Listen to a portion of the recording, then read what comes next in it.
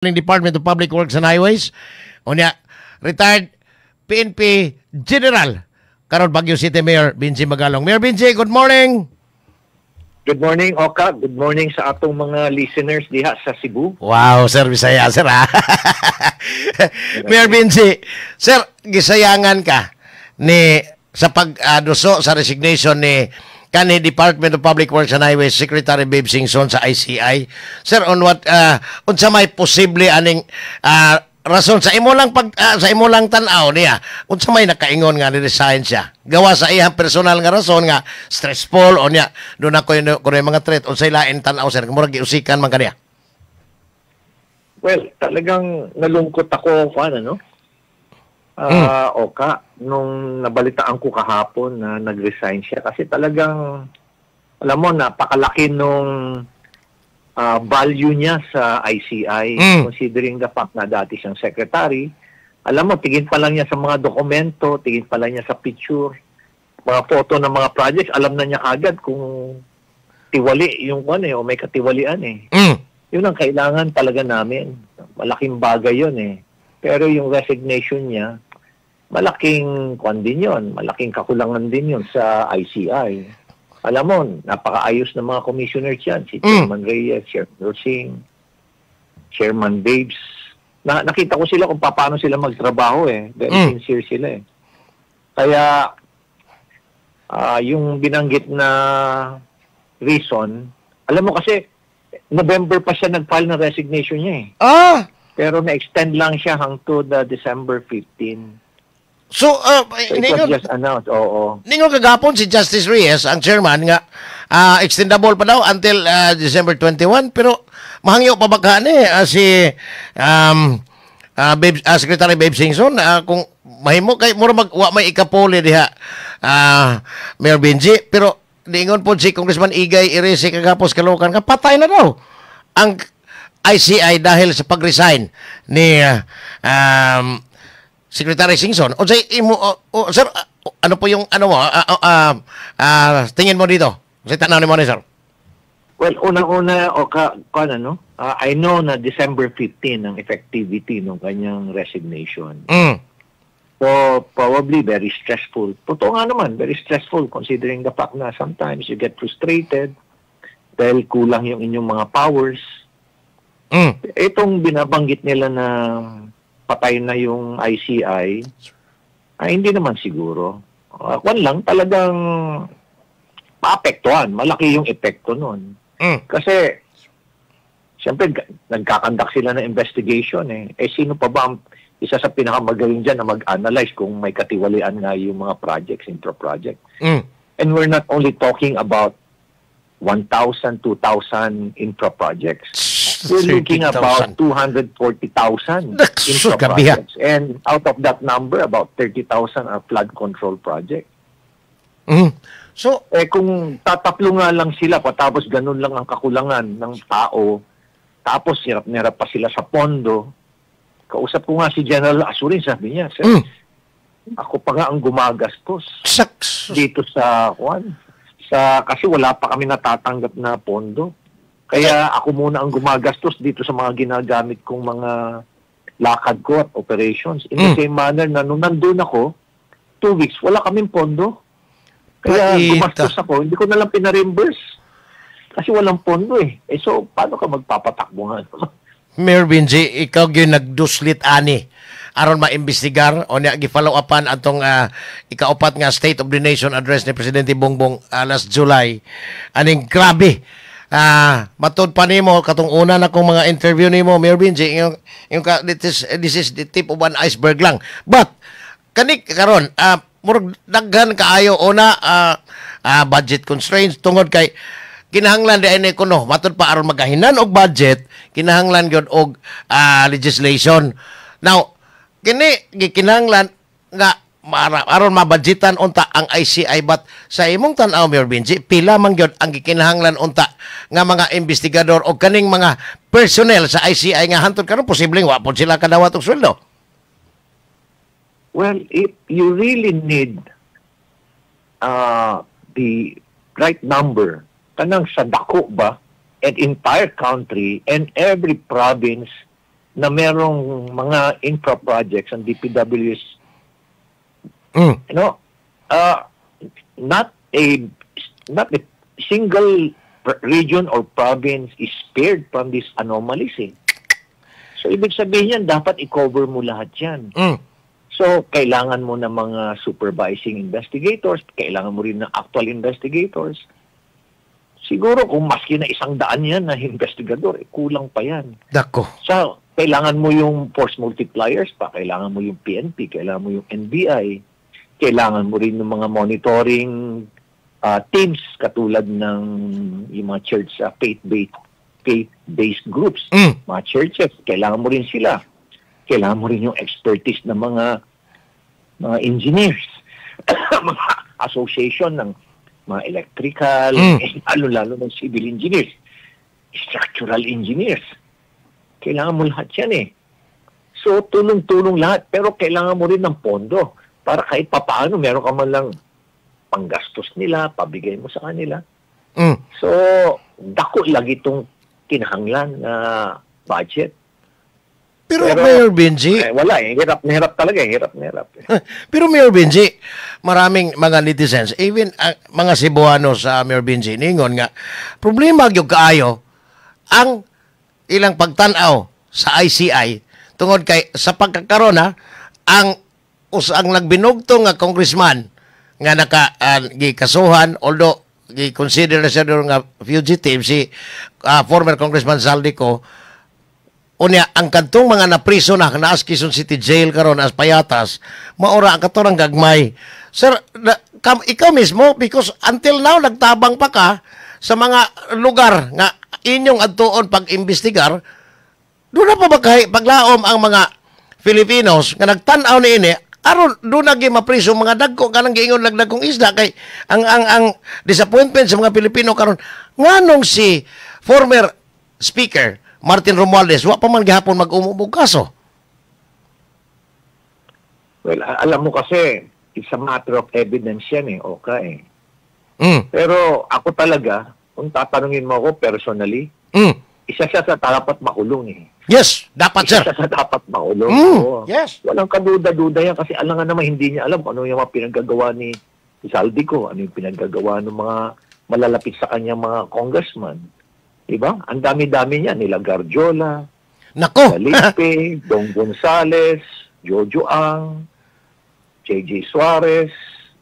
Napakarami pa niyan. Mga paborito niya. Diyan sa Quezon City, meron din dyan.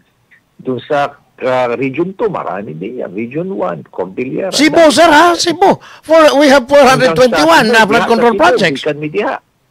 Dili magkaatong ni aging kuan sir katong human sa Bagyong Tino ni tabang man ka sa pag-imbestigar ni may Talisay o sa ubang mga areas like Liloan, Mayor Benji. Sir, unsa may dagko kaayo dire from 2023 until karong tuiga ang mga congressmen dire nakadawat kuno ni og pork barrel kanang para sa flood control kanang giingon lang allocable funds of 83 billion pero until antong Bagyong Tino November 4 daghan kay nangamatay tungod sa gingong mga flood control project nga wa gyud in taon mahuman. Sir, unsay imong tan-aw aning Cebu? Do na bay posible nga mag-una unta og imbestigar unya dunay makasuhan ng mga Cebuano congressmen including contractors and DPWH officials. Inood lagi na ang imong sentiment totoo yan. Grabe rin ang nangyaring anomalya dyan sa flood control. Di kami diha. Dahil nga, di ba, nagpunta kami dyan para tignan lahat. Yad tumi sa Compostela, Liloan, diya sa Cebu mismo, di ba? Makita namin yan. Kaya, pati kami nalulungkot. Katulad dito sa Cebu District. Saan ka nakakita na dyan sa Cebu 7th District? Sus! Gabiha. Ang kanyang net, ang iyang net for 2025 DPWH budget naalang sa 1.3 billion pesos.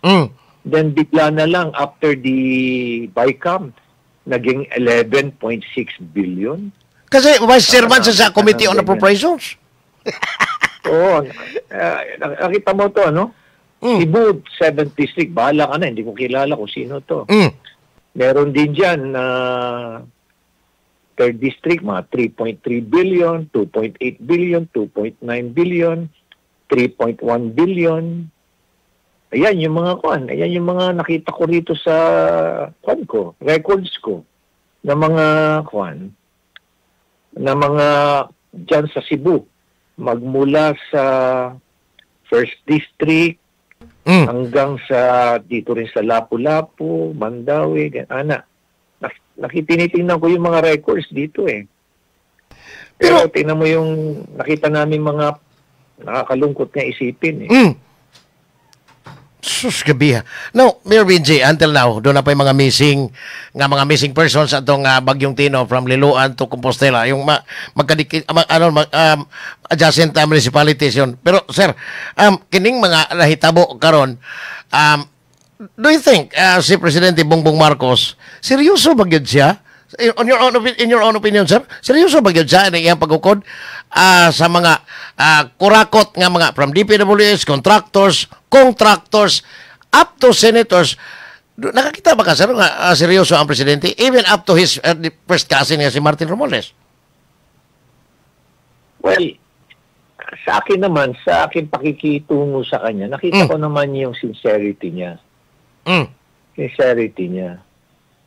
Pero yung pagiging stricto talagang mabait talaga eh. Yung ating presidente, napakabait, sobrang bait niya. Na, kung pwede, ayaw niya magparusa. Ganyan talaga yung pag-uugali niyan eh. Pero kailangan natin, ang sana, kung akong tatanungin ba personal, kung pwede sana yung magbigay siya ng matindi na decisive and firm na instruction na ipatawag niya lahat, di ba? Kayong PNP, kayong NBI, kayo lahat, o ICI, I want someone to be jailed in the next 2 weeks or in the next 3 weeks. Patawag rin yung ombudsman. Just do everything para talagang mapabilis. Anong kailangan yung gustong gawin ng presidente? Ganun dapat ang instruction eh. Tapos tawagin niya yung mga tiwaling kwan. Kayo. Sobra na kayo. Gaganunin niya. Gagawan ko ng paraan na kayo lahat eh. Dapat kayong ikulong lahat. Ganunin niya. Magsabi na kayo lahat ng totoo dahil talaga ikukulong kayo lahat. Ganun dapat. Ka-firm kasi we need someone na very decisive dahil talagang overwhelming. Pati ako. Nagulat ako sa laki, sa magnitude. Alam ko na marami, pero hindi ko alam na ganun pala kalalim na all along binabanggit ko yung billions of pesos, pero parang nanlita ko doon sa billions of pesos nung nakita ko yung laki ng mga pondo at mga ninakaw eh. So, sir, doon na, grabe ang epekto sa mga Filipinos abroad, hasta ang mga karon lahi na kay ang mga netizens mutingog na bat tungod sa grabing abuso sa mga pondo. Do na pa ba kay paglaom kay Mayor Benji, because you're the convener of the Mayors for Good Governance. Eventually si Governor Pam dire nag-ingon siya nga iya sang sundon ang inyohang Governors for Good Governance pod sila, even Vice Mayors for Good Governance. Sir, ang ICI ba kasi generic maning iyangan, Independent Commission for Infrastructure, hangtod na ba ni flood control ang ilang mandate, or kadtong imong giingon nga mga rock knitting, kadtong mga cat's eye, kanang ubang mga national roads nga pirti grabe ka mga substandards diha, ma-appeal ba ni sa ICI investigations? Kung titingnan mo yung tanawon na tutong executive order, tanan, basta anything related to infra, tanan.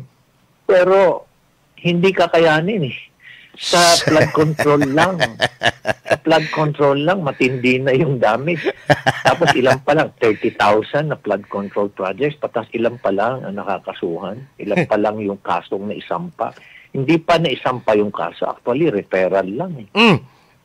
Dahil nga, di ba, biglang ako na special advisor and investigator na yung designation na yon, sila naman sa Malacanang naman gumawa ng designation na yun eh. Tinanggal pa yung, after 2 weeks, tinanggalan ako ng function ko as investigator. So, ano silbi ko? Ano bang talagang decision nyo dyan? ayaw niyo pala ka mag-imbestiga pero naglagay-lagay pa kayo ng investigation. Ang problema ko kay sa tanaw sa Malacanang ni mo Mayor Benji. Bisag kinsay presidente imong ligsan. Even the time of President Noynoy, katong kang Gloria Arroyo, imo na ning sulti in public nga preso gani ka. Gipapreso kang Jimmy tungod sa imuhang pagsulti tinuod. Sir, aning panahona nakit-an tingalas Malacanang nga si Mayor Benji, gahi kayo dili pwede ni ma-compromise ang iyang baruganan, but ani sir, pananglitan kung doon naman pila man gyud ang ideal, kinahanglan bataglaing separate investigators on other infrastructure projects aside from flood control infrastructures. Ilan ang kailangan na investigador? Yeah. Okay? Just to clarify, ano? Ay, daghan lagi na. Kung yung, ito nga ngayon, as mayor, I asked permission from Secretary Vince na ituloy ko yung ibang mga investigation na ginagawa ko tungkol sa mga projects na iba-iba, no? Inaabot nga sa isang kaso, inaabot na 1 buwan, 2 buwan eh. Kasama ko na yung CIDG dyan, isang kaso pa lang yan. Sus! Noon, kaya ko ng, nasa ICI ako, kaya ko ng 1 buwan o 3 weeks, kaya ko eh. Pero ngayon na nakikiusap lang tayo, wala, inaabot kami ng 2 months eh. Grabe. Kasi na-frustrate na ako, bakit ganyan kabaga? Sabi ko, Diyos ko, ano ba yan? Napag-yun ay, Mayor Benji, kaning mga gitawag nilang FMR, kanang farm to pocket roads, pirti pong daghana di resibo, even in Bohol, nga dool kayo na mo, in Negros Oriental and Occidental, pirting daghana.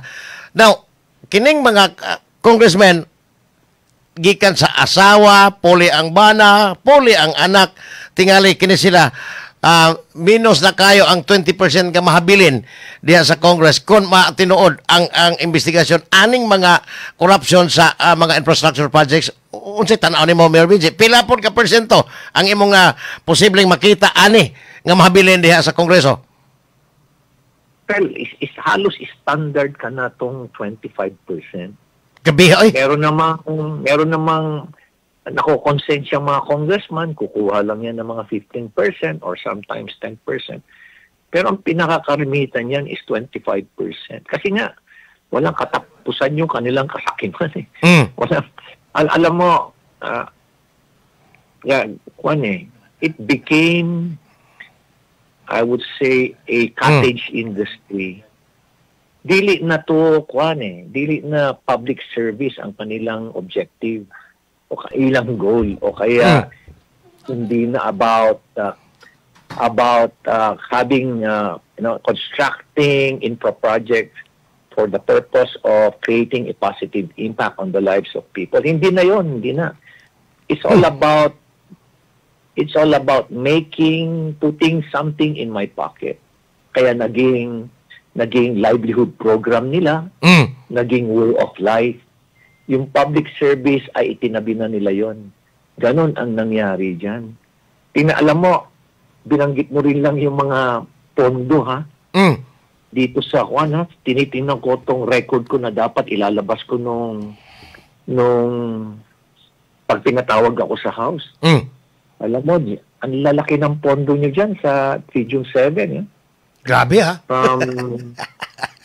3 districts dito sa 3 billion, 3.2 billion, 6.6 billion dito sa 3rd district ng Bohol. Uy! Tapos Cebu, 1st district, 8 billion, 8.4. This is 2025, ha? Grabe, ang Bohol, ha? Mayor Benji, kanang 3rd district Bohol. 3rd district, 1.5. Yes, contractor daw yun. Babae. May naman sa kanila, alam mo, nakita na nila kasi kung hindi na sila nakontento sa kanilang porsyento, gusto na nila mas malaki pa makuha nila, sila na rin ang supplier, sila na rin ang contractor. Nagkukunwari lang sila na sinasabing, hindi, pero actually kamag-anak nila, anak nila, Asawa nila ang kontraktor. Grabe. Or royalty fee lang sa mga contractor's license. Ang ilang iya kuan sila rin mo trabaho kay dunay congressman gani diri Mayor Binji nga doon na gid ang uling mga heavy equipment ang in fact ang usas mga mekaniko aning iyang mga heavy equipment amo silingan. 5% lang daw royalty fee. O paggagamit yung kwan, kung kanang gagamit sila ng ng ibang contractor, usually yan 5%. Pero may mga magugulang na congressman tulad yan sa Cagayan, no? Bibigay lang niya 3% o 2%. Gabi ha. Tapos papangakuhan na lang niya yung contractor na bibigyan na lang kita ng isang project, yung multipurpose building. Ganun na lang ang gagawin niya. Grabe. Pero actually, siya rin lang yan. As ka, grabe ha. Mayor Binji, akong batchmate sa high school. Usan is mga naminaw na Toronto dito sa Middle East kay night shift man daw siya si Engineer Chris Labiaga. Matur pa niya. Pali ko pangutana ni Mayor Binji. Comparison sa ilang investigation sa Davao og sa Ilocos. Kay dako man kaayo og allocable og non-allocable ang anak ni Bongbong Marcos. Kung buutan si BBM nganong firm man kaayo si Saldico nga instructed siya ni BBM sa iyang gipanghimo. Sir, palihog ko no ni Sir Setan ani. Well, yun ang salita kasi ni Saldico Kaya hindi mo rin malaman kasi kung totoo yung sinasabi niya o hindi Oh. Kasi unang-una nung sinabi niya na kinuha lahat ni Presidente, kinuha lahat ni Romualdez, kinuha ng mga congressman na iba, pero siya wala siyang ninakaw. Murag imposible magkayo. Totoo, yung iba hindi totoo. Sir, sa imong stint as veteran investigator, ay ikaw ko'y hipi sa IDG kaniadto. Sir, kani ba ang inani nga mga testimonya? Mubarog ba ni Susgado katong kamo may prosecutor, part of the prosecution teaman mo? Mubarog ba ning inani nga gihatagan kong kwarta pero wa ko'y ako rang igo na akong gihatod. Mubarog ba ni sir o nya believable ba sa inyong part? Well, iba kasi yung, alam mo kasi sa justice system natin, lain lagi itong musulti lang ka diha. Kinahanglan, you have to reduce it into a testimonial evidence under oath and you have to sign it to become an evidence. Pero kung magsasalita ka lang na salita, wala yan, hindi yan ebidensya. Lagi ang kwan. Naghatod ko pila ka gatos ka malita nga kwarta niya pero wag yung kuya ko imposible na sir. Mayor Binji, kumusta naman di ay last na ko kay I believe nga parte kang naghanap pag yun og mga commitment everyday sir. Kumusta naman di ang Mayor's for Good Governance pila na may inyong kanabang hinagpat kanabang murag fully screened nga mga members na nini? Well, we have about 200 plus members now. We have 110 members pa na undergoing the vetting process. So hopefully kumakuan namin mga 300 plus pero kukunti pa lang yan kasi 1,460 plus yata yung aming mayors So kukunti lang kami. Pero kahapon we had a meeting with Secretary Vince Dizon. In-explain na niya sa amin kanang plano sa DPWH tungod sa DepEd classrooms na i-download na nila yung pondo sa amo na po tong ibang mga projects din na pwede nang i-download sa amo. Tapos binanggit din niya yung programa pagdating sa flood control.